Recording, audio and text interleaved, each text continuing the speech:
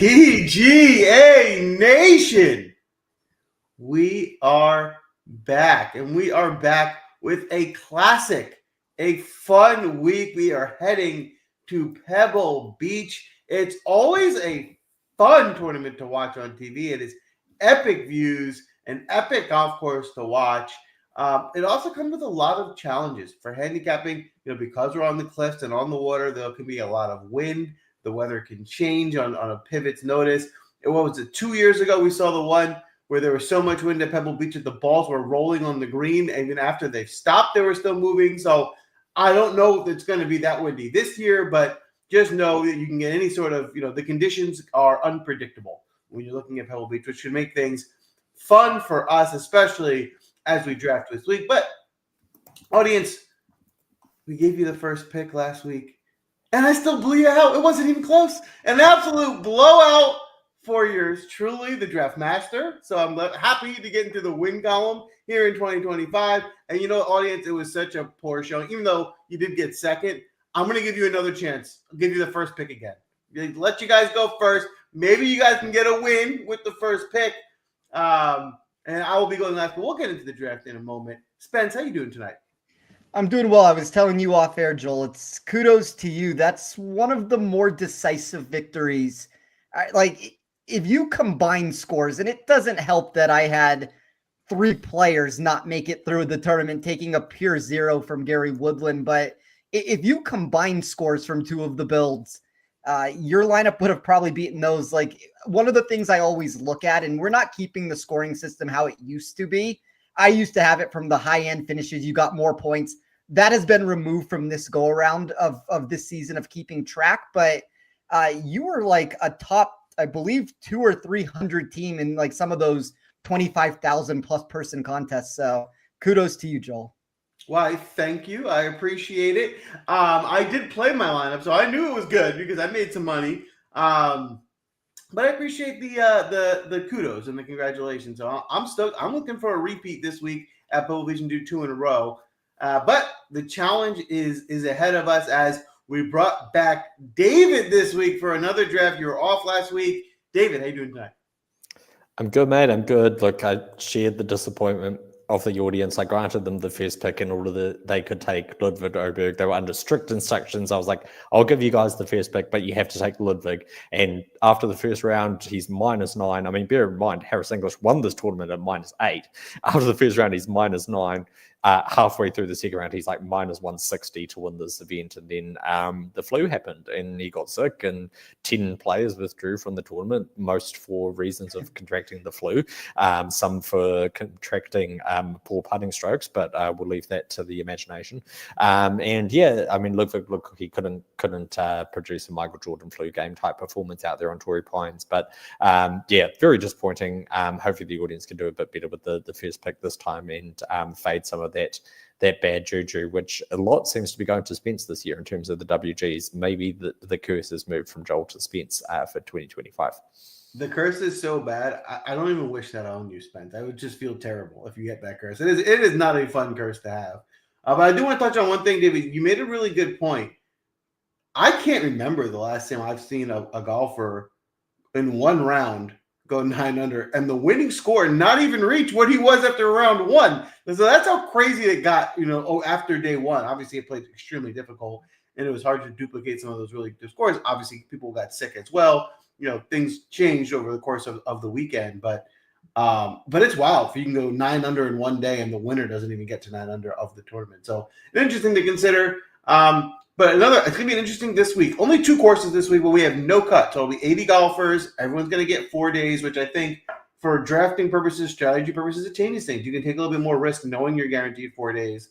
And there will be 2 courses. So they'll play 3 days at Pebble Beach, and they'll play one at is it Spyglass, the rotational course. So they'll play one there, which Spyglass is the much more difficult course. So if you're doing anything on Showdown or betting per round, obviously you're going to want to target guys playing on the Pebble Beach end.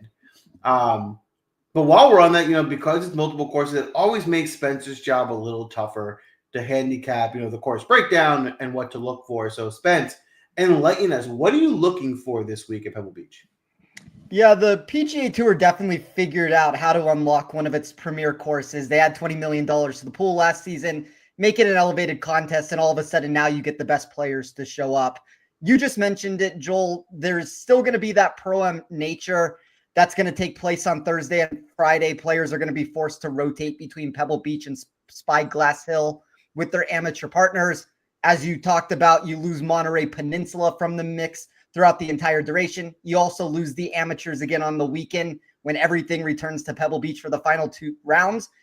I do think, though, that there are some interesting things that we can look at here. One of the first things that we can at least talk about is stat trackers going to be at both courses. So for me, somebody who loves in-tournament matchups, that's a really big selling point to have it at both courses. The more that we can implement that on the PGA Tour, the better.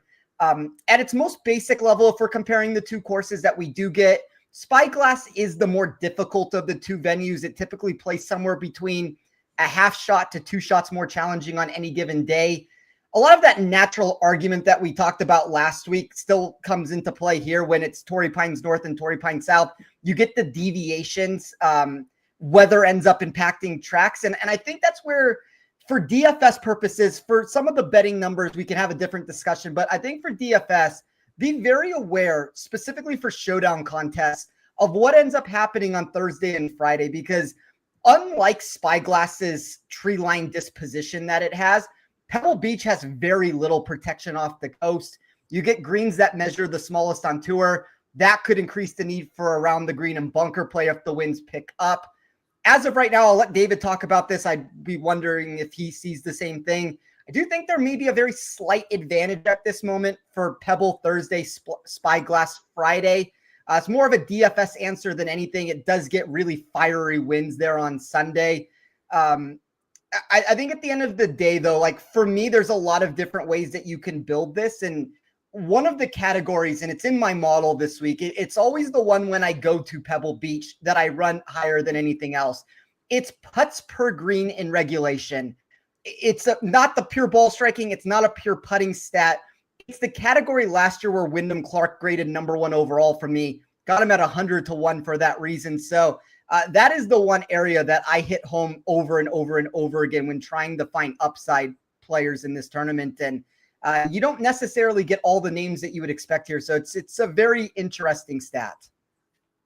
All right, there you have it. David, I know Spencer mentioned it a little bit. I teased it at the beginning of the show. Just looking at weather, is there a significant weather edge? And again, like I said, that could change from what we're seeing now versus what happens by the time they actually tee off. But what are you seeing now in terms of weather there at Pebble Beach?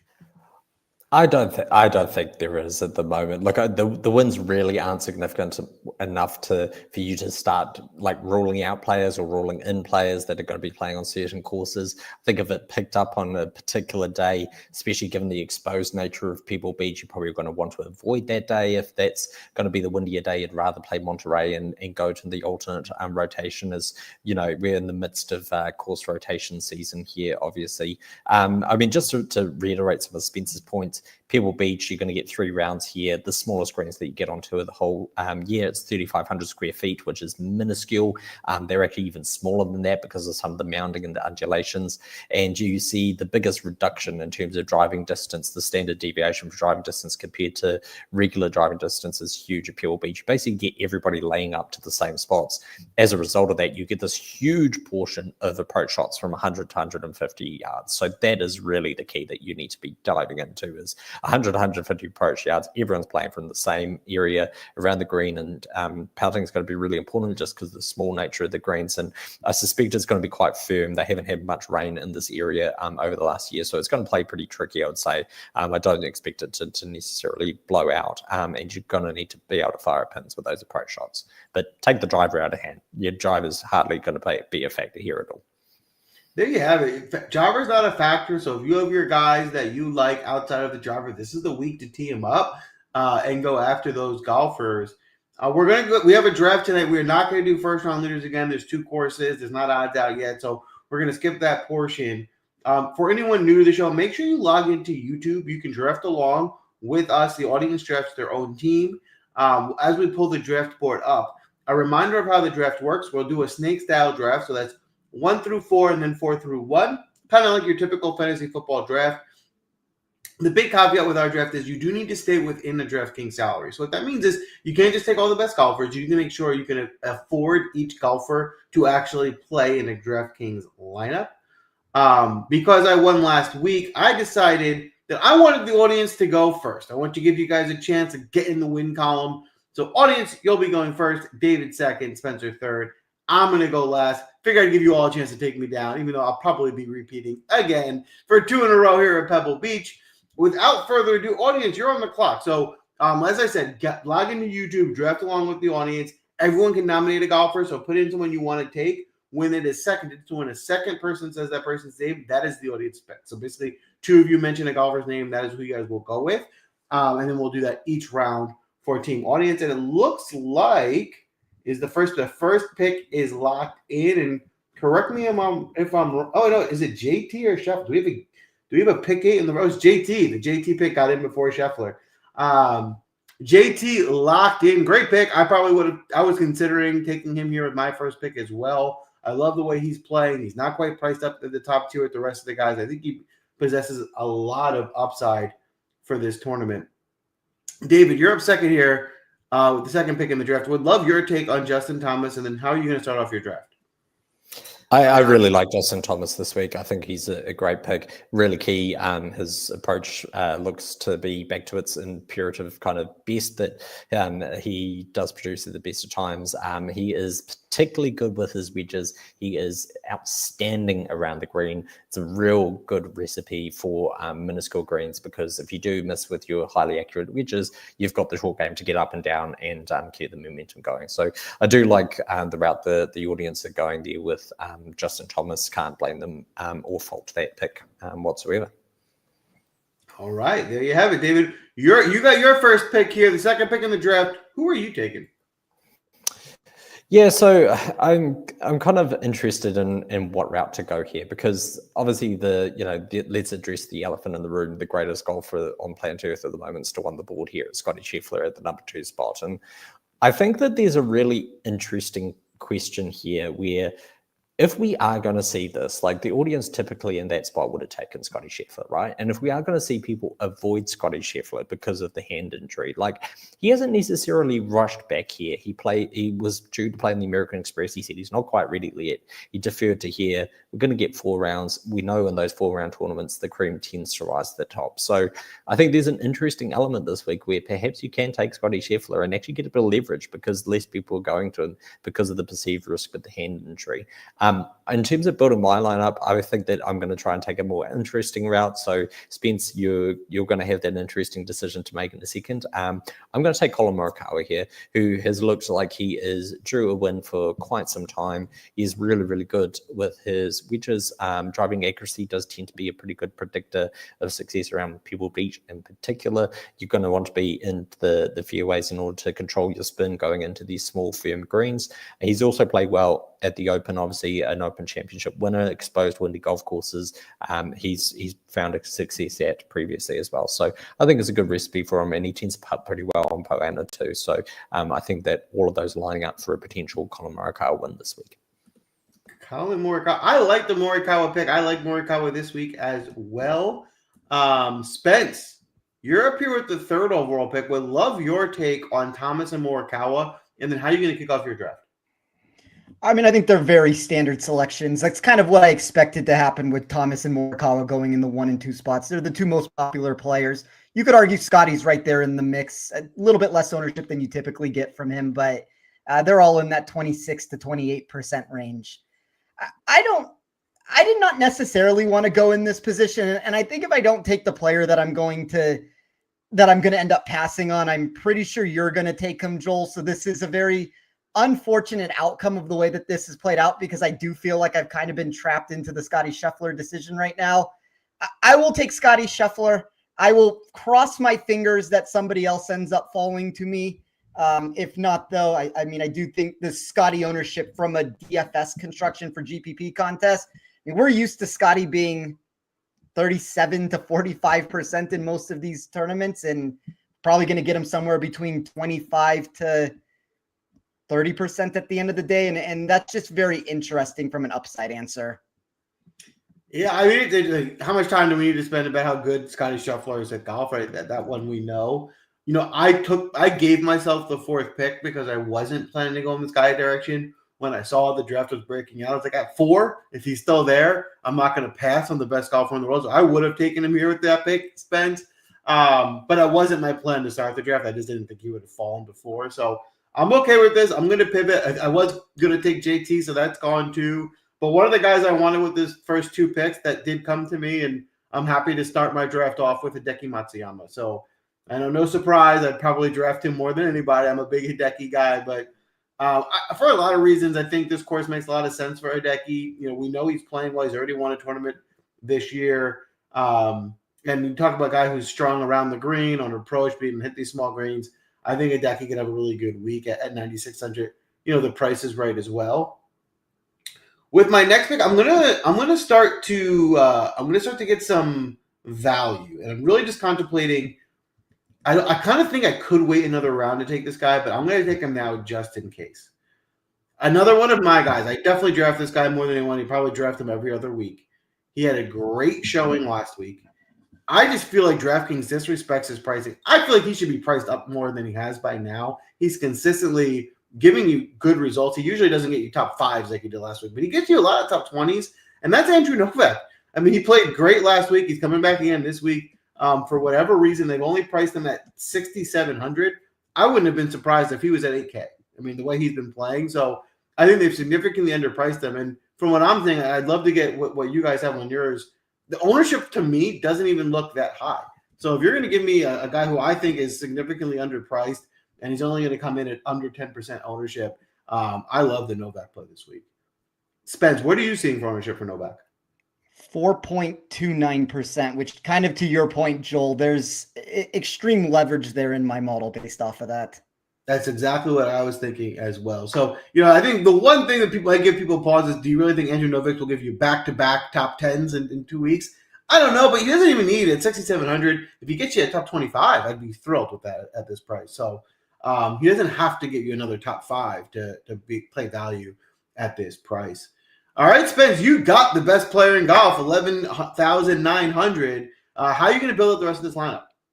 So the player I was deciding between is still on the board. I talked about this in my Rotoballer article yesterday. There were 2 players for me that graded inside of the top 25 of every single category that I looked at. Scheffler's the very obvious answer there. I mean, you can put him on most courses in the world and you're going to get that return.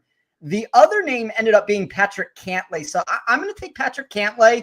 Doesn't leave me a ton of money in the way that this is going to be built right now. But one of my arguments that I would make around Cantlay is, and the ownership is creeping up there, this might be a little bit more popular of a start than anybody is anticipating there. And when that ends up happening in a limited field tournament, you kind of put yourself in a spot where it's hard to pivot and deviate away from a lot of those options. But when you look at Cantlay's course history here, 11th, 4th, 3rd, 11th in his past 4 chances. I talked about the statistical profile. We know in California, West Coast courses, POA greens, that's usually when he finds his top end success. So these are my 2 favorite plays on the board. I think Morikawa and Justin Thomas would be like the next 2 names after that. But I'm fine starting with Cantlay and Scheffler and just building it out from there. I'm regretting my decision. I was hoping Cantlay would get back to me. I don't know why I thought that might happen. I probably should have taken Cantlay over Novak there. Obviously, that's a really good pick. I'm definitely on my radar as well. And for picking where you're at to get Lance, Scheffler, and Cantlay there, I think since you're off to a really good start to your draft. David, I would love to get your take on the last few picks here. And then you're up with your second. Yeah, look, I'm fine with Patrick Cantlay. I think it's going to be an interesting route where those Scotty Scheffler builds go, because I think that given the ownership, they probably are at the moment going Scheffler Cantlay or Scheffler Thomas. Kind of those are the starting routes that people are taking. So I'm interested to see where Spence is going to get different on some of the rest of the lineups. Patrick Cantlay is super consistent. Definitely acknowledge that. Does he possess the upside that you're perhaps going to need from him to actually go out and potentially win this tournament if Scotty Scheffler hits a speed bump and can't quite get his recovery sorted from the old hand injury. So, I mean, my ideal route, I would have been starting, I would have liked to have gone Morikawa, and then maybe Thomas if he was still on the board here. I'm going to go and drive a bit of value further down the board at the moment and pick up Tom Hoagie at 7,300, who on the face of it looks pretty chalky, but as I mentioned pre the draft starting, one key stat this week for me is the approach range from 100 to 150 yards. You see over 7 shots on average from players between that yardage on the par 4s and par 5s. So it's hugely concentrated within that region.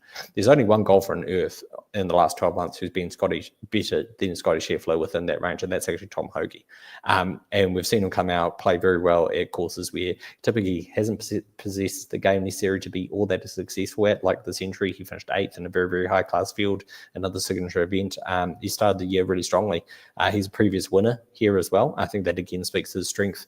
And when it was another signature event here last year, he finished 6th at this tournament as well. So I think it's a golf course that really suits his game, and I think he's great value at 7,300 if you're looking to save some salary. Boom. I like the Hoagie pick, and I was looking at him as a great value here as well. He's another one who I thought, as good as the fit is at 7,300, I thought the ownership would have been even higher than it is. So I like the value there, and I got to say, audience, great pick. I was hoping Beau Hossler would get to me here, so that was going to be my next pick as well. Lock him in. Audience off to a great start with Thomas and Hossler. You still need one more here from the audience. So as we wait for you to lock that next one in, Spence, I'd love to go to you. Do you have Tom Hoagie or Beau Hossler in your radar this week? I think they both make a ton of sense. Hoagie specifically, there's only one player in my model that has better expected proximity. That would be Scotty Scheffler. You also look at these pitch and putt courses. He's inside of the top 10 for me there. I kind of thought when we got this $7,300 price tag, this might end up pushing a little bit higher ownership-wise than what we currently see, which is kind of the sentiment across the board that all three of us seem to share right now. I see 13.5%. I kind of thought that might trickle in, and maybe it will before the week is done to like the 20% plus range. But from an upside perspective in my model and what we've seen from him at this course, I think as an outright ticket, the price makes a lot of sense. And then if you're just looking at the price here for DraftKings, there's a little bit more upside here than the price would indicate. So I think it's a very good pick. Boom. They also, audience has locked in Jason Day. Spence, I'm going right back to you on this one. I was intrigued by Day. As I was looking at the metrics a little deeper, right? We know Jason Day lives around his short game. He lost over 5 strokes putting last week. He's been losing strokes putting the last couple weeks. Are you concerned about the putter this week? Is it just a fluke and he'll get back to his strength as being a good putter? Or do you think he might be struggling on that front and maybe not a great time to play? We didn't have complete data last week to pull from. One of the things that I noticed, though, entering the 4th round, my model thought Oberg should have been winning the golf tournament based off of where we were going into that day. It actually had Jason Day second, and it kind of goes to your point, Joel, that the ball striking looked really good there for what we got on record, and then the game went south on him on Sunday, and everything kind of spiraled out of control a little bit. But this is a course that he always finds a ton of success. You're going to have to pay the ownership for it. I've expressed some of my concerns long-term with the proximity numbers that I've seen, but Day is one of those options, and there's a handful of guys that do this, that when you put them on a course where they usually find success, they tend to be those chalkier names that don't necessarily crash and burn lineups. So I don't have a strong take one way or another on him. I think he's probably fairly priced at the end of the day, which you can make an argument 20% ownership all of a sudden starts becoming a lot. But I do think it makes sense for why people's playing him, at least at the core of the answer. All right. Jason Day is back. Big week ahead. I like the start to this audience lineup here. David, you're back on the clock. Hossler and Day gone. I would love to learn if you were interested in either of those two picks. And then who are you taking with your third? I mean, look, Jason Day obviously has superb course history. It's basically immaculate course history at this event. Same as Torrey Pines. He just loves playing on the Pacific coast. Maybe it's just being like a bit closer to Australia in terms of location in the USA. He just tends to bring out his best golf. I'm not quite sure, but it does really suit him. And the issue that I then have is you've got him priced up so high because of that course history. and you've got course ownership over the top of it, that if he does for some reason falter, like it's a kind of a prime opportunity where you can perhaps find some leverage elsewhere and avoid the chalk. I think he'll probably be on my list of chalk I'll be avoiding, simply from the fact that he's priced up along, for example, say Sungjae Im, who I think actually possesses some incredible upside this week and has the game to suit and has been playing some really good golf as well. So that was kind of my only comment on Jason Day. It's just going to be how you deploy him. It doesn't mean that all chalk is bad chalk, just depends how you then construct the wider lineup around him if you are going to have him in there. I personally think he burns a lot of salary for a lot of ownership at the moment. So I've got quite a bit of money left on the table. So I feel that I'm obligated to at least go up and get someone with a little bit more win equity towards the top of this board. So I'm going to take Tommy Fleetwood at 9,100. Obviously, we know his ability in coastal conditions and in wind because he is from the UK, and that is basically the weather 24/7 there. Even in the middle of summer, it's probably raining. It's just not raining sideways when it's summertime. So he's very, very good within the key approach ranges. His short game is excellent, can use a little bit of work with the putter, as we know, but he's been producing really well on the DP World Tour. And whenever there's a player who's been playing really, really well on the DP World Tour, there is a portion of the market that misses that because they're only looking at PGA Tour history. So the fact that he's knocking out top 20s, top 10s, top 5s every single week on the DP World Tour is already game ready, and he's coming across to a golf course that really suits. I think that he's an interesting leverage opportunity at 9,100 to pivot naturally from Jason Day there. I think it's a really strong point David's making. I think that does get overlooked, and that is an edge. Like if you see someone in really good form because they're not playing on the PGA Tour, that's not as in your face as some of the other guys' most recent results. So it's important to look at that. Make sure you see that the recent form, and that does give you, I think, a little bit of an edge, knowing that Tommy Fleetwood, he's a streaky golfer. We know when he's playing really well, he gives you a lot of good results. And we've seen him go on spurts where he doesn't do so much. When he's in good form, Tommy Fleetwood is someone you want to play. All right, Spence, we're back to you. You spent up on your first two picks. You're going to find some value here now. Where are you going with your third pick? I might legitimately end up with the most ownership that's ever been put into a lineup before, because this has been chalk to start. I will figure out a way to differentiate this. I have a couple ideas in mind of how I want to do that, but I talked at the beginning of the show when I talked about the course breakdown of my number one category was putts per green in regulation. That was the area for me last year where Wyndham Clark was number one overall. There are a handful of players that really popped inside of my model this week. One I'm going to go with is the number one player in that area and hope that I get a little bit of a repeat there from what I got with Wyndham Clark. I'm going to take Denny McCarthy at $7,000. Denny McCarthy, someone I was looking at, good value play. Definitely seems like a good course fit in terms of someone who's accurate, really strong short game, won't be hurt by the driver, or at least the lack of difference off the driver. And the way you started your draft, I think that's a really wise move to find value with your third pick. So I like the Denny pick there. I have two, and I was sweating, David, when you picked, because you mentioned that you were, you saw there was a lot of upside with Sungjae Im. Then you were going to go up and spend up on your next pick. So I was like, well, there he goes. He's going to take Sungjae, and you didn't. So I'm quite pleased that he fell to me, and I can now snag Sungjae here with this pick. Because I agree with everything you said. We know Sungjae's another one similar to Fleetwood. He tends to be streaky, and when he's playing well, he puts together a lot of good results. And Sungjae's playing well right now. Even more recently, we've seen him the last few times we've seen him tee it up. You got a T4 at the Farmers. He missed the cut American Express, but third at the Century. Now we're going back a little bit, but even if you look at the Zozo and the Tour Championship, he's given you a lot of good results in his last times he's played. He is a very well-rounded game that should suit him pretty well at this course. So I think there's a lot of upside here with Sungjae at only 9K. And then I'm going to follow that up. I like Ludwig this week. I wasn't going to take him with one of my top picks. A lot of the top guys have come off the board, so you can't take a lot of these top guys. I still think Ludwig's a better talent than a lot of the top of the board. So at this point in the draft, I am going to go ahead and take Ludwig and lock him into my roster as well. I assume he's recovered from the flu. I don't think it carries over for 2 weeks, so I think he's recovered. If you get any showing or semblance of his day one from last week, the upside is there. Obviously, he's the upside to win this tournament. So I like Ludwig. I don't love him. There's probably some other guys that have already been taken I would have taken before him, but with him off the board, I think there's plenty of upside to like with Ludwig at under 10K. All right, Spence, Sungjae and Ludwig off the board. You got yourself a value pick at only 7K. Where are you going to go with your fourth pick?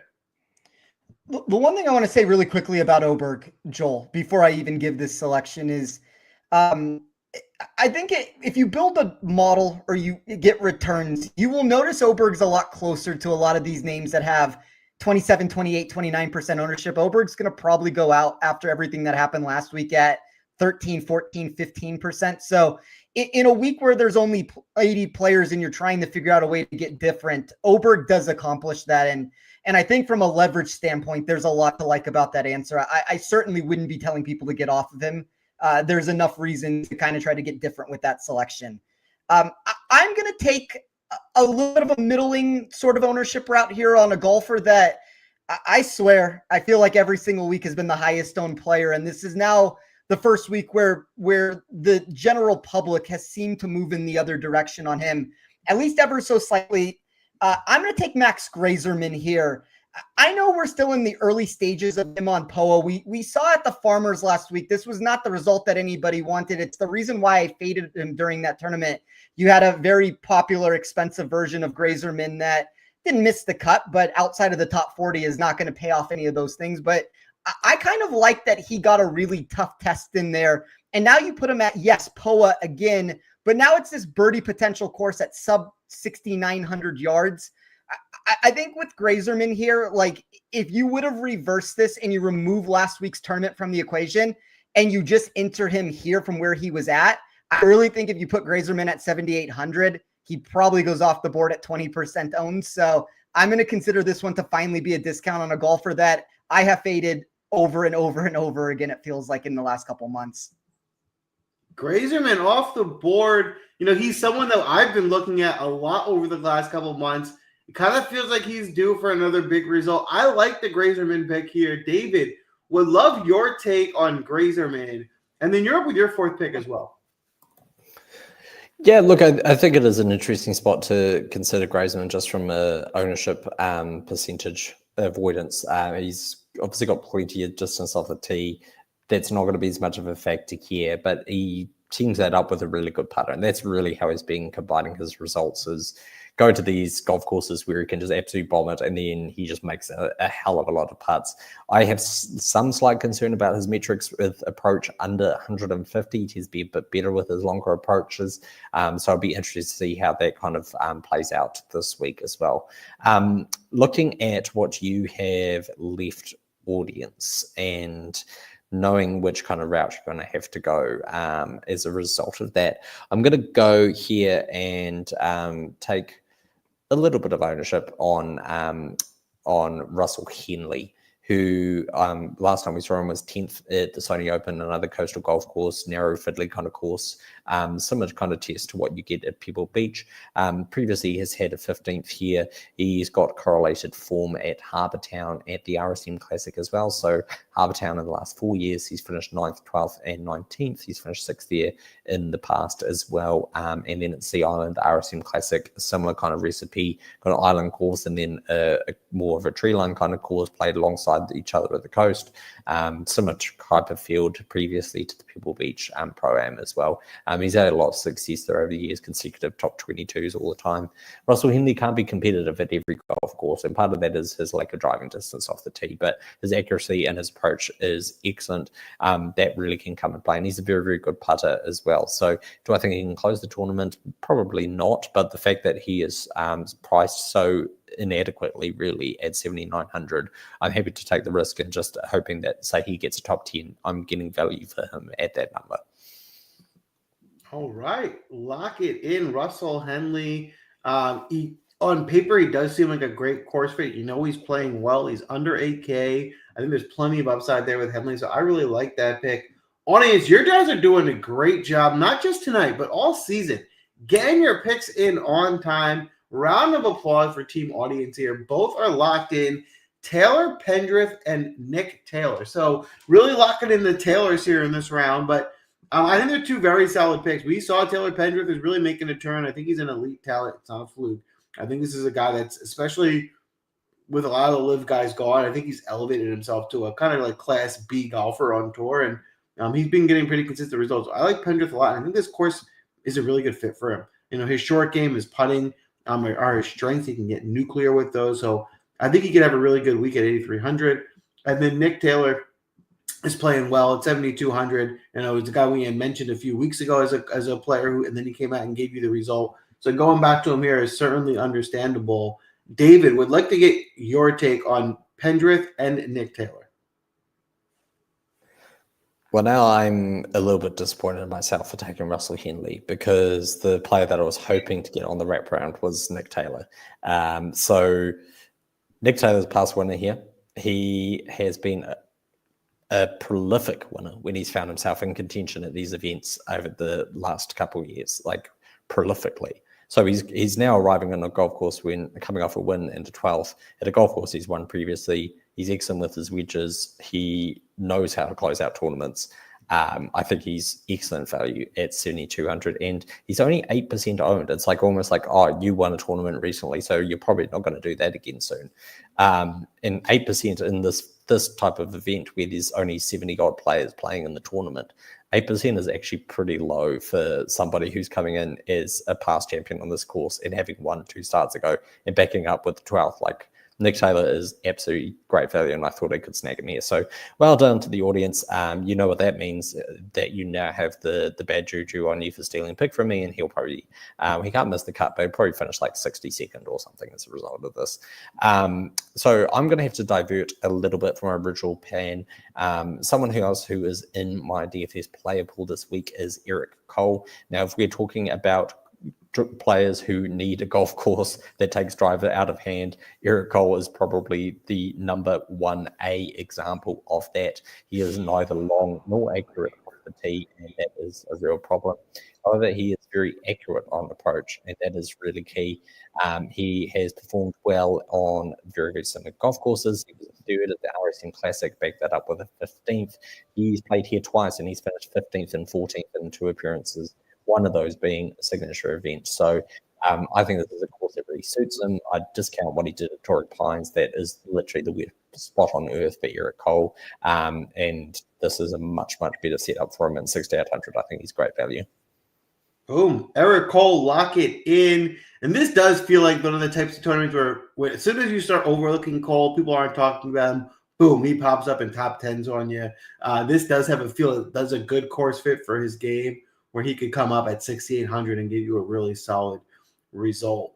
All right, Spence, you're back on the clock here with your 5th pick. You did a great job, I think, managing your salary after a hot start with Scheffler Cantley. With average of 6,900 to spend, who are you going here with your 5th pick?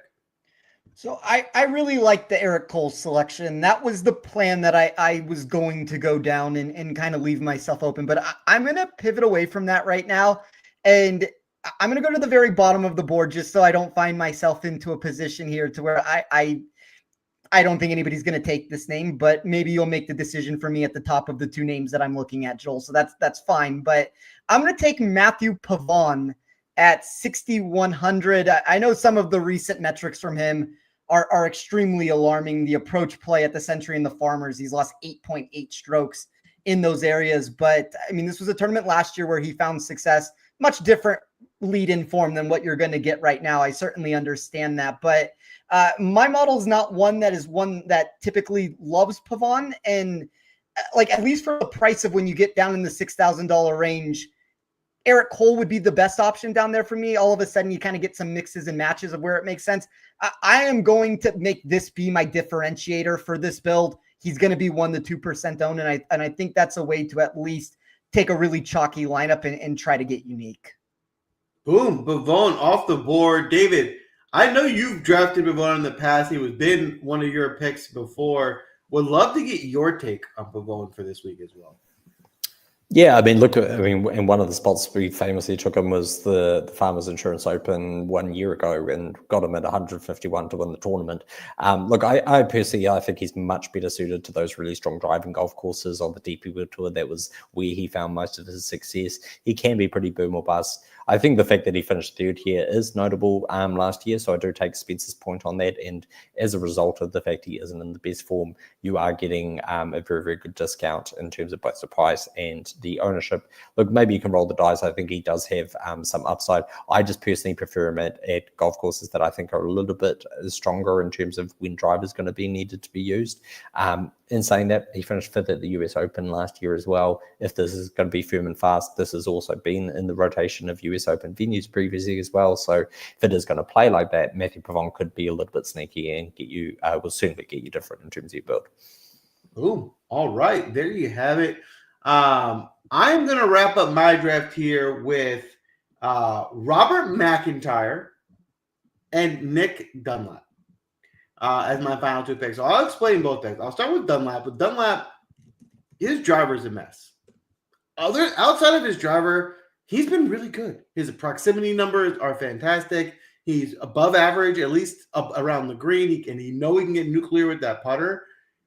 If this course, which has wide fairways, neutralizes his driver that's a mess, and he can do the rest of the things that he's been doing really well, I think we see a bounce back from Dunlap and a really good result this week. At only 6,700, I think that's a risk you can take. I think there's some upside here with Dunlap's game. With Bobby Mack, it's the same thing, the advice we were giving earlier. If you look at the world, granted, it was late 2024, but if you look at his results on the World Tour, not on the PGA Tour, he's been fantastic. He's been playing really good golf. And then translate even to more recently, he's just in really good form. And to double down on that, this is a good course fit for him, right? You're going to find a guy who's got a really good short game. He's going to make putts. Not having overly long off the tee shouldn't hurt him here at this course. So I think Bobby McIntyre is getting a little bit overlooked. He's not going to come with a lot of ownership at 7,700. I feel like this is a week where he can get hot, especially with that flat stick, and get you a top 15 or top 20 result. Spence, we'll go back to you. Are you interested in Robert McIntyre or Nick Dunlap? And then you're up with your last pick.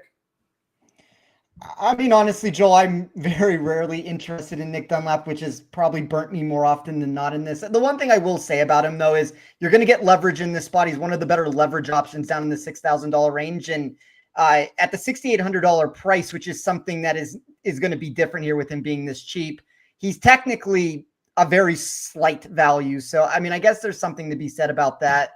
For my final pick here, there are a couple of ways that would have been ideal to kind of try to end this. If Hostler was on the board, I would have left a lot of money, which was kind of one of the ways I was planning to do it, and to take Nick Taylor myself. So, if it's a steal of David, it's almost indirectly a steal of me also here. Tom Hoagie, if he was an option, would be probably the most preferred route of any of the choices that I could take there. But when I look at what I currently have in front of myself right now, there is the chalkier selection of Adam Scott, who I think is going to be very safe here. And then there is this boomer bust commodity in my sheet of Sahith Theegala. I kind of have built such a random lineup to begin with that I didn't plan to do. I'm going to deviate away from what I was going to plan to do.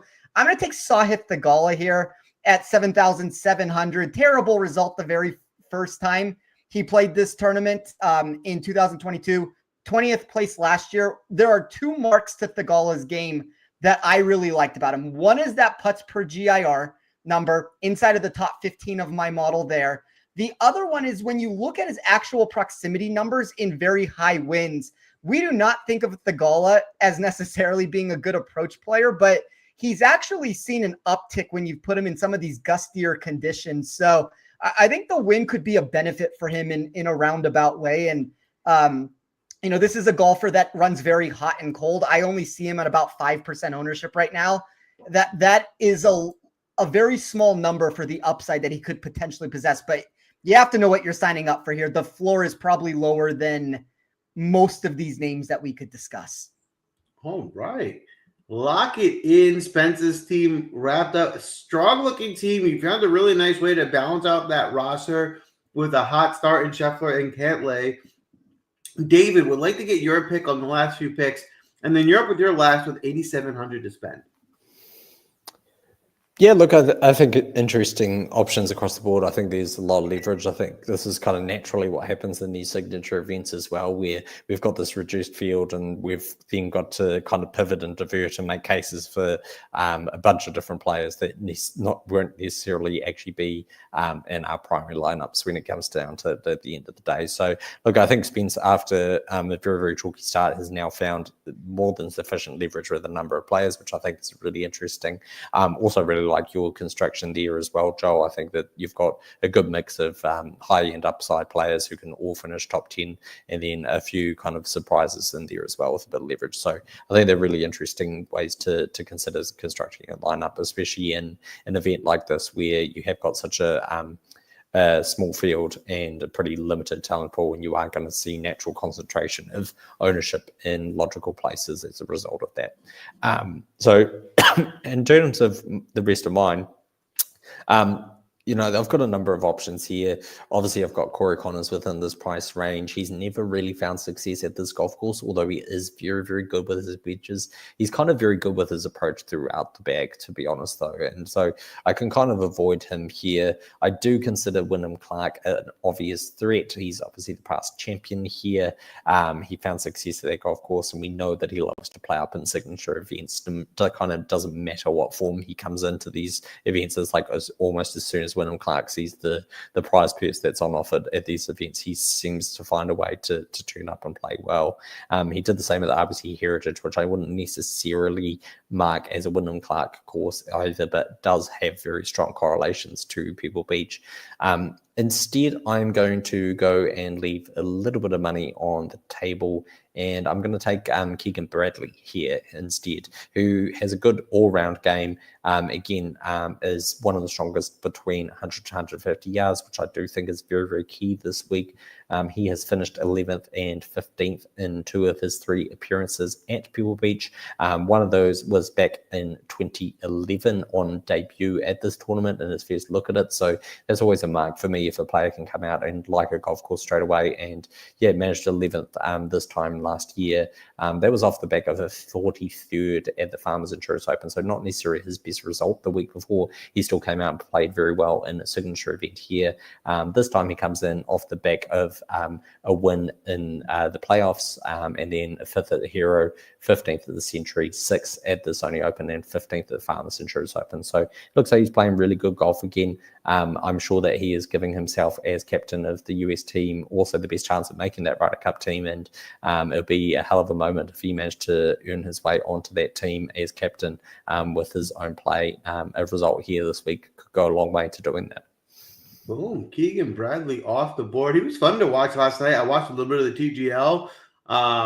It was interesting. It was fun. It was fun to see him out there, but certainly some good points you made there. Audience, you're up here with the last pick of the draft. You have $8,200 to spend to lock that in. It looks like it's Matt McNeely. Correct me if I'm seeing that wrong, but McNeely looks like it is locked in as the last pick. So I like that spot. I think this is a good course fit for McNeely. It's the price is right. I think he does give you some upside. I like the look of the audience's draft here. I think all 4 teams look pretty strong. Don't forget, if you haven't already, smash that like button. Give us a follow. That's a wrap for the draft tonight, but we will be posting these lineups. Let us know which team you think is going to win, as we do every week, where we're going to be crowning a champion and doing it again next week. We don't have first-round leaders tonight. There's 2 different courses. There's no odds out yet. But don't forget to sign up for Win Daily. Throughout the week, you get the expert picks that we'll share with you. You get Steven's ownership article, which will come out, which is crucial if you're playing DFS. You need to understand what ownership looks like to be able to find an edge, especially with some of these value plays to get some upside. And we also give you weather updates as we get closer to Thursday, especially this week. That's critical. We want to see if there's any wind pickups or anything changes closer to tee off on Thursday. You'll want to be aware before you put your final entries in. And of course, we'll give you our outright bets. We've hit a bunch of them last year. If you follow us, you sign up, you make the bets with us, you'll make that money back in probably one tournament. So get involved with Win Daily. We're having a lot of fun. You get to the show for free, obviously, but there's a lot more that comes with it. We're super excited. Pebble Beach is always a fun tournament. It's fun to watch, It's a beautiful golf course. We're going to go out there. We're going to make some money.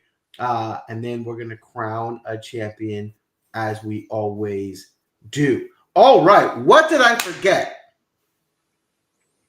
Well, now that I didn't take Wyndham Clark with the last selection, chances are he comes out here all pissed off because nobody gave him credit for last year's victory, given it got called after 54 holes and wins the tournament, obviously. That's exactly what's going to happen. I mean, I'm going to go ahead, Spence. No, I was just going to say either that or the U.S. Open victory for him would probably be my crowning jewel moments. And I have Wyndham on the card again this week. I got him at 65-1 when that opened up over the weekend on DraftKings. I do think there is a legitimate chance there to where the market is a little bit too low on him. And for DFS purposes, that also means that he's not going to be played. So he will be in my player pool. He's a little bit boom or bust. The form is not good leading into this as it was last year, but these pitch and putt contests are usually where Wyndham finds his most success. One thing I want to add to that, it kind of reminds me of Wyndham a little bit, is I'm surprised he didn't get drafted tonight. It's Cameron Davis. He's a guy that typically does well in these more pitch and putts. He clubs down, gets a lot of accuracy. Yep. I'm actually a little bit regretting not taking Davis over Dunlap there with my last pick, but we are here as it stands. So if he does do well, I did at least say it on the show. All right. Well, good luck this week. And of course, sports.